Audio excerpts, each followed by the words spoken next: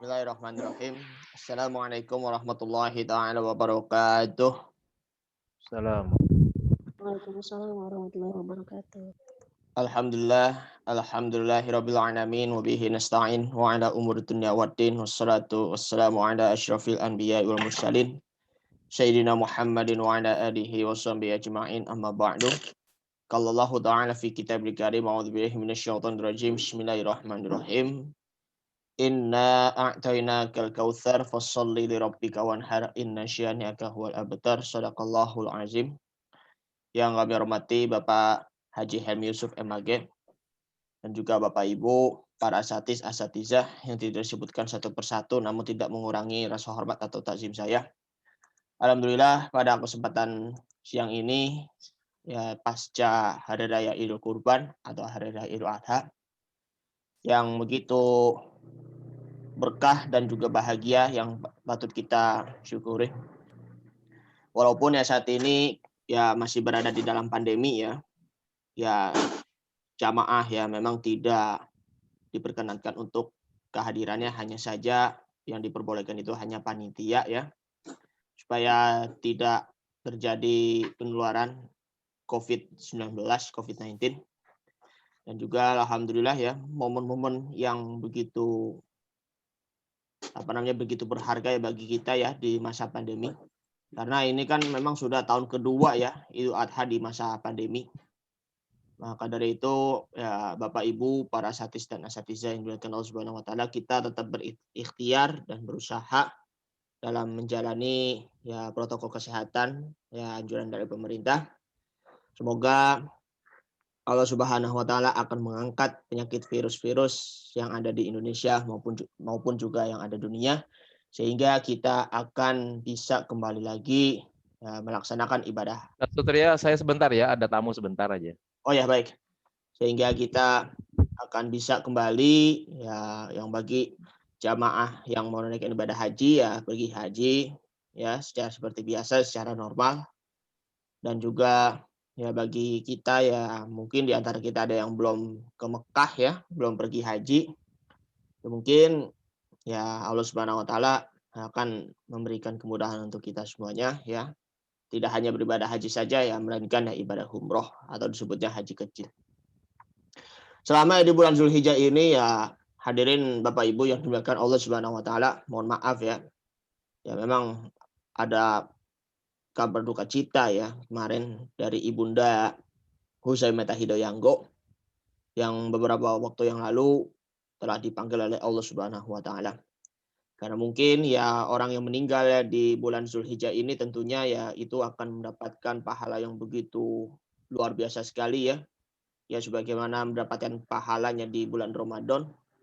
Ya moga-moga ya bagi yang tertinggal ya keluarganya maupun juga umatnya maupun juga muridnya beliau Ibu Huzaimah Hidoyanggo diberi kesabaran dan juga ketabahan, dan moga-moga bisa ada yang meneruskan perjuangan beliau dalam dakwahnya. Karena beliau ya Ibu Huzaimah Hidoyanggo itu ya beliau adalah ya seorang guru ya, seorang orang tua ya, seorang mufassir ahkam ya tentang hukum-hukum Islam ya, tentunya hukum-hukum fikih.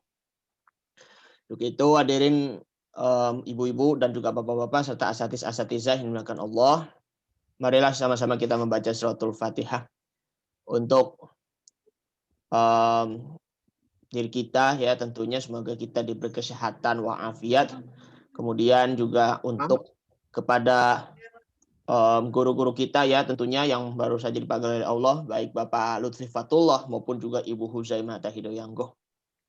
Semoga Allah Subhanahu wa taala akan mengampuni segala dosa-dosanya dan dimaafkan segala kesalahannya dan ditempatkan di sisi surganya Allah Subhanahu wa taala, dan kita ya selaku umatnya ya diberi ketabahan dan juga kesabaran biar kita bisa meneruskan perjuangannya beliau baik Pak Lutfi maupun Ibu Huzaimah Hidoyanggo dalam perjuangan dakwahnya. A'udzubillahi minasyaitonirrajim. Bismillahirrahmanirrahim. Al-Fatihah ila hadratin Nabil Mustafa sallallahu alaihi wasallam wa ala alihi wa sahbihi wa azwajihi wa dzurriyyatihi wa qurbati ajma'in. Summa ila arwahi khassah yakni ta'lifu hadzal kitab Muhammad ibn Shalih Al-Utsaimin wa summa ila al-Ustad Kiai Haji Ahmad Tufifatullah wa summa al-ustazah ad-doktorah Huzaimah Tahido Yanggoh anallaha yu'lihim darajatihim fil jannah wa yu'idu alaina min barakatihim wa asrarihim wa anwarihim wa ulumihim wa nafahatihim fid dini wad dunya wal akhiratil Fatihah. A'udzu billahi minasyaitonir rajim. Bismillahirrahmanirrahim.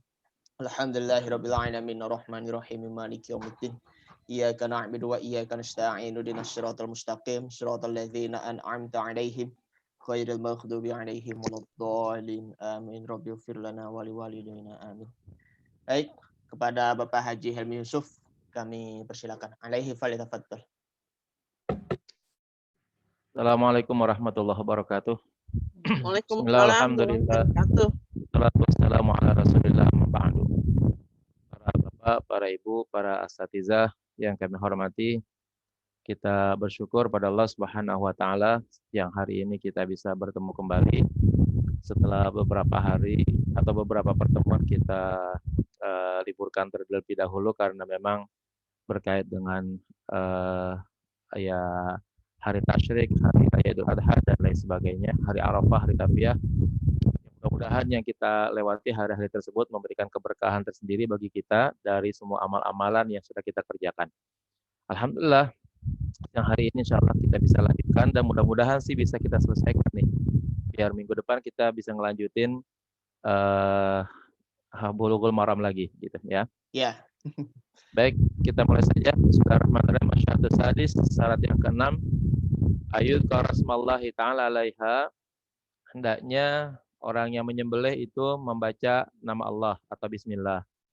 Wa yaqulu inda tazkiyatiha, maka ia mengucapkan ketika menyembelih bismillah. Ya, itu paling kagak bacanya segitu tuh, bismillah. Jadi pas motong, ya baca bismillah. Liqaulihi ta'ala, berdasarkan firman Allah Ta'ala, alaihi in kuntum bi ayatihi mu'minin. Dan makanlah terhadap apa yang disebutkan, terhadap sesuatu yang di dalamnya disebutkan nama Allah atasnya, jika kalian ya beriman terhadap ayat-ayatnya. Nah, ayat ini menjadi dalil nih bagi semua perkara makanan ya yang boleh dimakan selagi zatnya itu halal, lalu kemudian dibacakan bismillah ya, dibacakan ayat nama Allah, nah itu maka boleh dimakan selagi zatnya halal.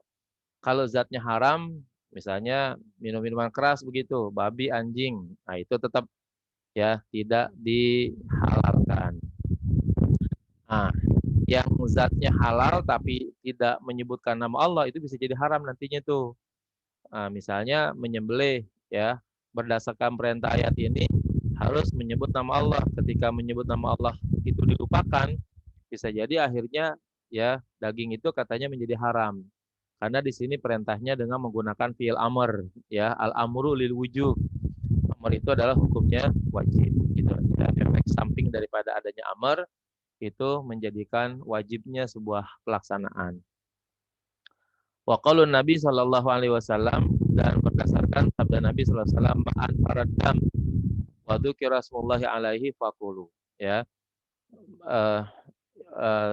Selagi atau darah mana saja yang ditumpahkan disertai dengan menyebut nama Allah faqulu, maka kalian boleh memakannya ya.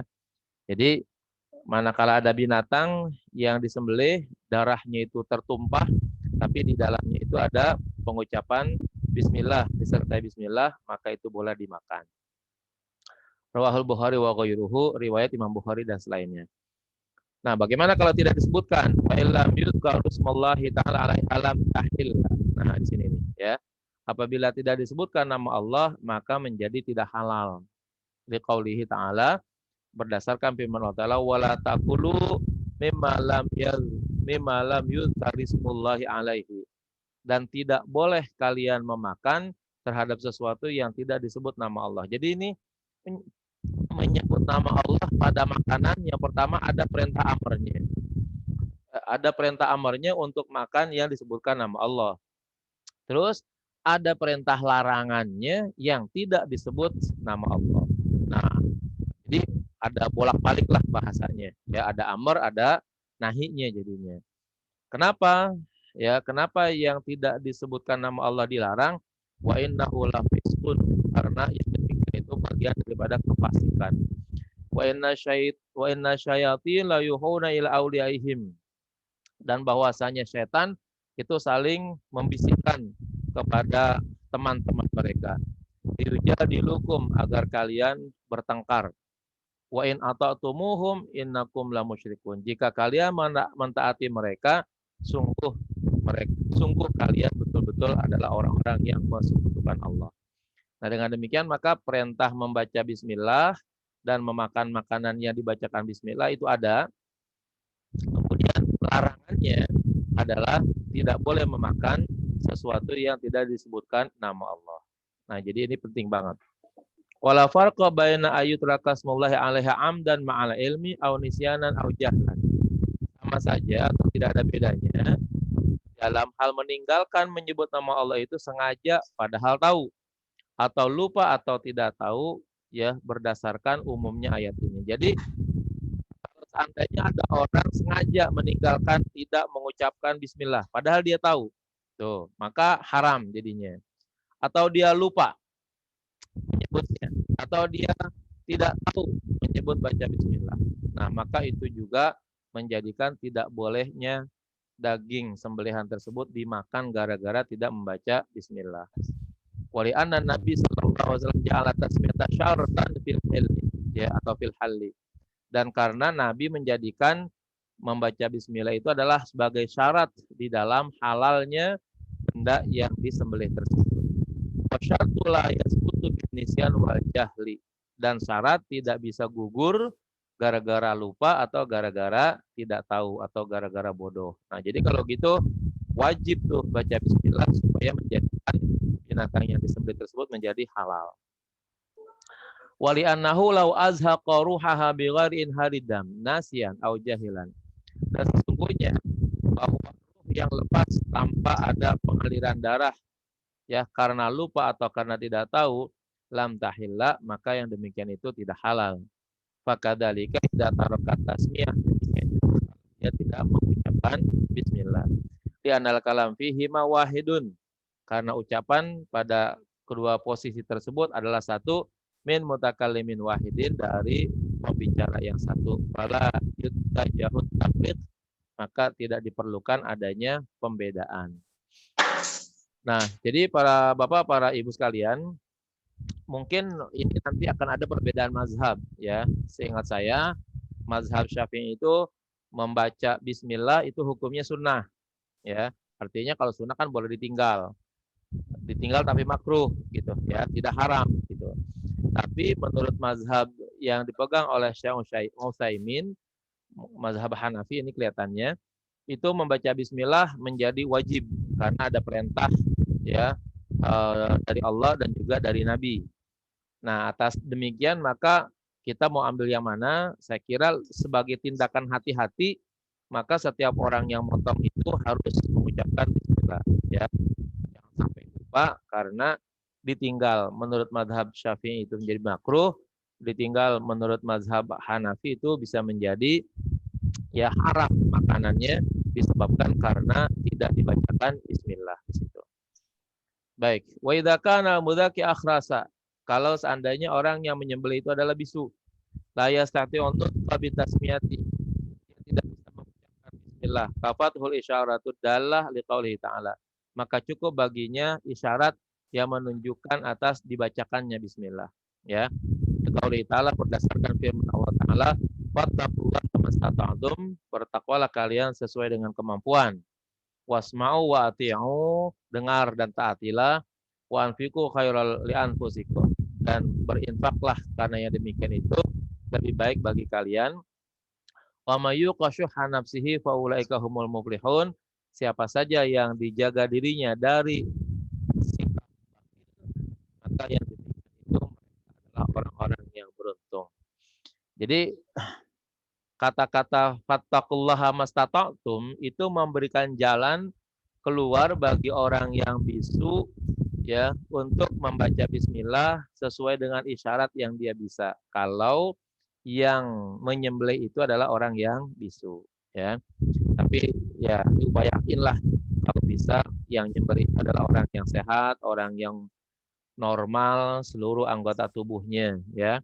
Sebab orang yang normal seluruh anggota tubuhnya saja sering kali mengalami ya kegagalan dalam menyembelih ya di luar itu, ya. Kita mungkin Bapak Ibu mendapatkan share di WA kali, ada orang yang potong jatuh, ada orang yang potong ditendang sapi dan lain sebagainya. Itu kegagalan yang nggak bisa dihindari, itu yang demikian itu. Padahal orang yang motongnya adalah termasuk orang yang hebat, ya, ulama atau ustadz dan lain sebagainya. Bagaimana kalau seandainya orang yang bisu? Orang bisu itu kan biasanya tuli, ya, itu sulit untuk diberikan perintah. Nah, untuk itu kalau bisa jangan menyuruh mereka yang memiliki kekurangan, ya. Apakah ya misalnya orang yang buntung tangannya, orang yang buntung kakinya, orang yang buta apalagi, yang bisu juga sama seperti itu. Untuk itu hindari yang demikian itu untuk ya jangan sampai terjadi sesuatu yang tidak diinginkan dalam proses penyembelihan. Asyatus sabi', syarat yang ketujuh, antakuna zakatu bi muhaddadin yang harudam min hadidin au ahjarin au zujajin au ghairiha. Hendaknya menyembelih tersebut dengan sesuatu yang tajam yang dapat menumpahkan darah, baik terbuat dari besi atau dari batu atau dari kaca atau dari yang lainnya. Qaulin Nabi sallallahu alaihi wasallam, berdasarkan sabda Nabi, ma'an haradam wa dzikrasmallahi alaihi wa qulu. Ya, selagi darah itu ditumpahkan dan disertai dengan membaca bismillah, maka makanlah. Malam yakun sinan, selagi tidak menggunakan gigi, au zufran atau kuku. Wasauhad hukum ansalika, dan saya akan ceritakannya demikian tadi. Amma sinnu, adapun gigi, fa'azmun itu adalah tulang. Wa amma zufru, adapun kuku adalah habasyah, maka itu adalah alat potongnya orang-orang Ethiopia.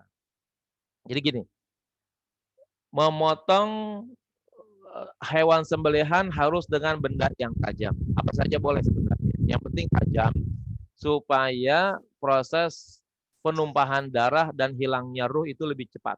Semakin tajam semakin baik. Nah, maka tidak boleh menggunakan benda yang tumpul. Apapun, semua benda yang tumpul tidak boleh. Ya. Kemudian benda tajam yang dilarang misalnya gigi, ya, tulang. Nah, itu enggak boleh. Ya, tidak boleh menggunakan benda-benda tersebut. Kemudian kuku itu juga tidak boleh, ya.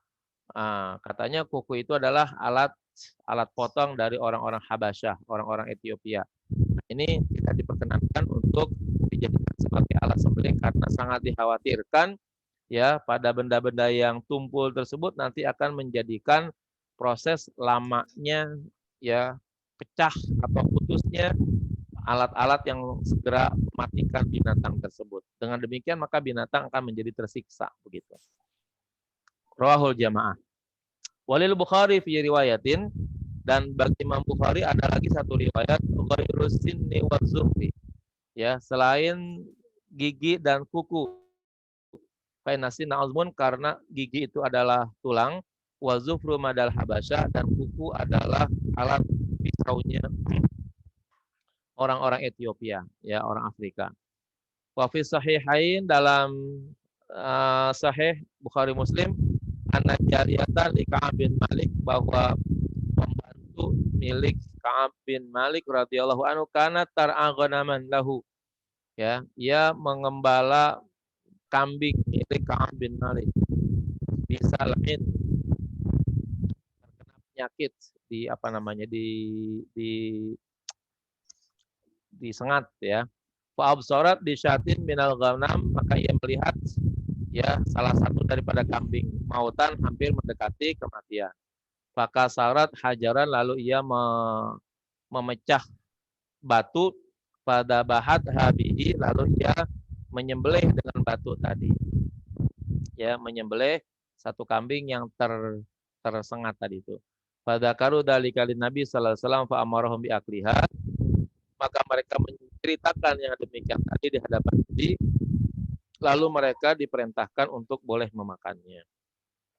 Nah, Di sini ada alat tajam yang terbuat dari batu. Ya, jadi batu seandainya tajam bisa memotong leher daripada binatang sembelihan tersebut, nah itu masih diperkenankan, ya, masih boleh. Walaupun itu terbuat dari batu. Tentunya yang lebih baik daripada batu, yaitu lebih baik lagi. Fa'in azhaqa ruhaha bighairi muhaddadin lam tahilla. Kalau dialirkan atau dihilangkan ruh tanpa menggunakan barang yang tajam itu tidak halal. Mithlu ayyuqniqaha, misalnya dipukul. Au yus'iqaha bil kahraba atau disetrum dengan listrik. Wa nahwihi dan lain sebagainya hatta tamut sehingga mati, ya. Fa in fa'ala bihadzalika hatta dabah isasaha, apabila ia melakukannya demikian itu sehingga hilang rasanya pada binatang potongan tersebut, binatang sembelihan tersebut, zakah tazkiyatan syar'iyatan, kemudian ia menyembelihnya dengan sembelihan syar'i, wa fiha hayatun mustaqirrah, dan di dalamnya masih ada hidup yang terus tersisa, halat, maka yang demikian itu boleh. Jadi menghilangkan ruh, ya, itu dengan sesuatu misalnya disetrum terlebih dahulu, nah itu hati-hati, ya. Kalau hayat mustaqirrahnya tidak ada, ya, misalnya bernapas, bergerak dan lain sebagainya, disetrum, dipukul, dikebuk, direndam, nah itu adalah hal-hal yang diharamkan di dalam proses penyembelihan. Hurrimat alaikumul maitatu waddamu walahmul khinzir, ini udah kita baca nih sebenarnya, ya, banyak ayatnya. Ya, lanjut aja dah kalau gitu, karena udah dibaca nih. Nah, sampai sini ya. Walil hayatil mustaqirrah alamatani, dan hidup yang masih ada itu ada dua tanda, ya. Ihdahuma anta taharraka, ya, anta taharraka, bahwa binatang tersebut masih bergerak. Jadi kalau seandainya binatang sakit, binatang jatuh, binatang terpukul, masih ada gerakannya, nah, potong buru-buru nggak apa-apa, ya. Potong buru-buru tuh nggak apa-apa. Binatang sekarang pakai sistem stunning kalau nggak salah ya namanya, disetrum gitu. Nah itu disetrum badannya, jatuh dia, napasnya masih ada. Nah itu kalau gitu masih boleh, ya. Mungkin dipergunakan setrum tersebut, ya, untuk mempermudah, ya, proses pemotongan supaya tidak banyak membuang-buang tenaga begitu, ya. Kalau yang umumnya kan kita misalnya dengan cara diikat dan lain sebagainya itu kan sangat membuang-buang tenaga. Nah, dengan cara disetrum, nah itu maka binatang itu akan jatuh pingsan. Nah, kalau masih ada gerakannya, nah itu boleh. Tanda berikutnya ayyajra min haddam ahmar. Ad-damul ahmaru biquwatin, masih mengalir darah merah dengan kuat. Jadi pas kita potong tuh misalnya binatang jatuh, tabrakan, ya, masih ada nyawanya begitu, potong buru-buru. Pas dipotong, darahnya masih ngalir. Nah, itu enggak apa-apa. Disetrum, ya, darahnya masih ngalir. Nah, ini namanya disebut dengan binatang yang masih ada sisa hidupnya, yang disebut dengan hayat mustaqirrah. Kalau ada binatang disetrum, mati, ya, udah enggak ada gerakannya dan darahnya udah berhenti. Nah, ini berarti udah jadi bangke kalau begitu, ya. Nah, ini perlu untuk berhati-hati, jangan sampai memotong yang demikian. Asyatu tsamin, syarat yang ke-8, inharud dam ay ijra'uhu bitazkiyah, mengalirkan, menumpahkan darah, yaitu mengalirkan darahnya bitazkiyah dengan cara disembelih. Qauli sallallahu alaihi wasallam, berdasarkan sabda Rasulullah sallallahu alaihi wasallam, ma'aradam wadukiras millahi alaihi faquluhu. Ya, manakala darah dialirkan disertai dengan menyebut nama Allah, maka boleh dimakan. Ya, kalian boleh memakannya. Mainkan hayawan ghairu maqdurin. Jadi proses halalnya binatang itu boleh dimakan itu, ya, pengaliran darahnya, penumpahan darahnya itu harus melalui proses penyembelihan, ya. Ingat, penyembelihan itu harus di leher. Berarti kalau darah dikeluarkan tapi dari daerah-daerah yang bukan mematikan. lalu kemudian akhirnya mati. Nah, ini namanya bukan menyembelih. Contoh yang paling gampang begini. Kambing atau kerbau yang laki-laki itu langsung bijinya, ya. Nah, itu dalam waktu singkat mati itu, ya. Nah, yang demikian ini haram, ya, karena namanya bukan penyembelihan kalau begitu, ya. Main kanal hayawan ghairu maqdurin alaihi. Bagaimana kalau seandainya hewan tersebut tidak dapat dikuasai? Kasyaridi, seperti yang final, wal waqi'i, yang jatuh, bibirin, di sumur, al magharatin, atau di tempat yang sulit, wanahwi, dan lain sebagainya. Kafain harudam fi ayyi mawdi'in kana fi badanihi, cukup untuk mengalirkan darah di bagian mana saja daripada badannya.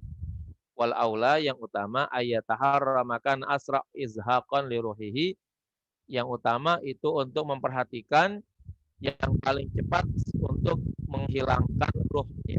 Jadi kalau misalnya binatang itu binal gitu, galak, lari, tembak aja udah, ya, panah, atau ambil golok, bacok gitu misalnya. Nah, dengan cara bagaimana saja, yang penting cepat mati gitu, ya, nggak apa-apa. Kalau binatang tersebut tidak dapat dikuasai, atau nyebur di sumur, palanya malah ada di bawah, ya. Nah, bagaimana sajalah, yang penting binatang tersebut mati daripada dia jadi bangke, maka potong buru-buru dengan berbagai macam cara supaya bisa dimakan. Gitu. Nah, yang paling cepat menghilangkan ruh itu adalah yang paling baik, ya. Kenapa? Li'annahu aryahulil hayawan wa aqalla azaban. Cara yang sedemikian itu lebih nyaman bagi hewan dan lebih ringan tersiksanya. Ya, jadi kalau hewan dipotong kakinya dulu misalnya, ya, terus baru yang lainnya, itu namanya menyakitkan, ya. Nah, itu namanya menyiksa. Maka sekaligus matikan dulu dari lehernya, dari pusatnya. Nah, setelah itu dia akan merasa hilanglah rasa sakitnya, begitu. Baik, karena hayawan ayakuna inharudam minar raqabah. Kalau hewan tersebut masih bisa dikuasai, maka harus, ya, mengalirkan darah melalui jalur leher, min asfaliha ila lihyain, dari atas atau dari bawah sampai menuju ke dagu, ya, atau dua dagu. Bihaitu yaqta'ul wadajain, di mana terputus dua urat, wa huma arafani ghalizani, yaitu dua urat yang kasar, muhitani bil hulqum, yang meliputi hulqum, ya, meliputi hulqum. Wa tamamu dzalika, sempurnanya demikian itu, ayyaqta'a ma'hum al hulqum, terputus, ya, terputus bersamanya hulqum. Apa tuh hulqum? Wa huwa majran nafas, yaitu aliran untuk bernapas. Wal mari, dan juga putus juga urat mari, wa huwa majrat ta'am wa syarab, yaitu aliran makanan dan minuman. Liyadhaba bidzalika ma databaqal hayawan, agar hilang, yudhiba bidzalika, agar hilang daripadanya, ya, materi-materi sisa-sisa kehidupan binatang tersebut. Wa huwa damu, yaitu darah. Wa tariqu dzalika huwal hulqum wal mari, dan cara yang demikian itu dengan cara memotong hulqum dan mari, ya. Jalan makan, jalan napas, dan jalan makan. Wa in qasaraqatul badajain, kalau ingin dibatasi pada memotong dua urat, halatiz zakiyah, maka halal juga, ya, penyembelihan tersebut. Jadi para bapak sekalian, yang paling baik nih pemotongan itu harus putus, ya, harus putus kerongkongan, tenggorokan, dan juga urat-urat yang ada di leher tersebut, sehingga dengan demikian, ya, barulah dinyatakan halal. Maka untuk itu berhati-hati kepada para bapak dan teman-teman yang bertugas untuk nyembelih itu, jangan sampai, ya, masih ada tersisa daripada, ya, hulqum, mari, dan lain sebagainya. Itu nanti oleh ulama-ulama yang ketat itu dianggap sebagai bangke tuh. Kalau ada katanya masih seujung rambut tersisa daripada hulqum dan mari yang enggak kepotong, maka bangke lah katanya. Asyatu tasi, syarat ke-9, ayakuna mudaki ma'dzunan fi zakatihi syar'an. Bahwa orang yang menyembelih itu mendapatkan izin dalam proses penyembelihannya secara syar'an, ya, secara syariat. Wa amma ghairul ma'duni fihi naw'ani, adapun yang tidak mendapatkan izin itu ada dua. Ahaduma, yang pertama, ma harramallah ma hurrima li haqqillahi ta'ala. Segala sesuatu yang diharamkan karena milik Allah Ta'ala, kasaidil haram, seperti barang buruan di tanah haram, wal ihram, dan pada waktu ihram. Fala yahillu, maka tidak halal. Ya, wa indukia, sekalipun itu disembelih. Jadi ayyakuna mudzakkar, bahwa binatang yang disembelih itu memang mendapatkan izin di dalam proses penyembelihannya secara syariat. Nah, sekarang yang tidak diizinkan apa? Ya, yang pertama adalah binatang buruan di tanah haram bagi orang yang sedang berihram. Nah, itu nggak boleh ya disembelih. Sekalipun disembelih katanya tetap tidak halal, ya. Apalagi yang menyembelih itu ya orang yang sedang ihram, ya, itu nggak boleh lagi. Karena nanti di dalam peraturan-peraturan agama orang yang berihram tidak boleh melaksanakan penyembelihan. Jadi kalau penyembelih ya orang. Firman Allah Ta'ala, "Uhillat lakum bahimatul an'am illa ma yutla 'alaikum ghairu muhillis saidi wa antum hurum." Dihalalkan bagi kalian memakan binatang ternak kecuali yang akan disebutkan di antara kalian. Nanti di belakangnya itu ayatnya ada penyebutan hewan-hewan yang tidak boleh dimakan. Ghaira mahalli saidi, bukan berada pada tempat-tempat perburuan, wa antum hurum, sementara kalian sedang dalam keadaan ihram. Nah, jadi orang yang dalam keadaan ihram kemudian menyembelih di daerah tanah haram, ya, itu sembelihannya haram jadinya. Ya, nggak boleh karena memang dia di dalam kondisi dilarang oleh agama. Mana dalilnya? Uhilla lakum saydul bahri wa ta'amu mata'an lakum wa lisayyarah. Ya, dihalalkan bagi kalian berburu binatang darat, berburu binatang laut, wa ta'amuhu, dan memakannya, mata'an lakum, sebagai alat untuk kalian nikmati, wa lisayyarati, dan juga bagi para pejalan. Wa hurrima 'alaikum saydul bahri, dan diharamkan bagi kalian untuk memburu binatang darat, madum tum huruma, selagi kalian dalam keadaan ihram. Jadi binatang darat, ya, binatang darat di daerah haram disembelih oleh orang yang sedang ihram itu tidak mendapatkan izin secara syar'i. Wattaqullaha alladzi ilaihi tusyarun, dan bertakwalah kalian semoga dan kepadanya kalian akan dikembalikan. Yang kedua, tadi haram karena ada larangan. Yang kedua, ma hurrima li haqqil makhluk, yang diharamkan karena milik makhluk, bukan milik pribadi. Kal mausub, seperti hewan yang digasab, wal masruk, dan yang dihasil perolehnya hasil mencuri. Ya bahuhul ghasib awisarik, yang disembelih oleh orang yang menggasabnya atau pencurinya. Tapi halihi qaulani, untuk menjadi halalnya ada dua cara. Ya ahli ilmi, bagi ahli ilmi, unzurhuma dalilahuma fil asli, lihat dalilnya pada dalam kitab aslinya. Paling tidak untuk binatang yang prosesnya dari menggasap dan mencuri, untuk bisa menjadi halalnya ya mintakan izin dulu kepada yang punya, ya. Kalau dia minta bayar, bayar, ya. Nah, baru halal gitu, ya. Kalau tidak, tidak. Maka hati-hati, ya. Setiap binatang milik orang itu tidak boleh untuk kita korbankan secara serampangan. Jadi harus mendapatkan izin dulu dari yang punya. Baik. Berikutnya, maaf ya Ustadz, ini tinggal 2 menit lagi nih karena belum di-update gitu. lagi. Jadi Iya. di kalian jamaah sebaiknya keluar dulu kali ya, biar ininya apa namanya, biar nanti videonya enak nanti itunya. Jadi ini takutnya sepotong-sepotong gitu, nggak ada Oh, baik. ditonton. Iya. Ya silakan keluar dulu Bapak Ibu ya, ataupun saya stop dulu lah apa namanya Ya. meetingnya sama Dari rekodnya. antum aja langsung, Ustaz.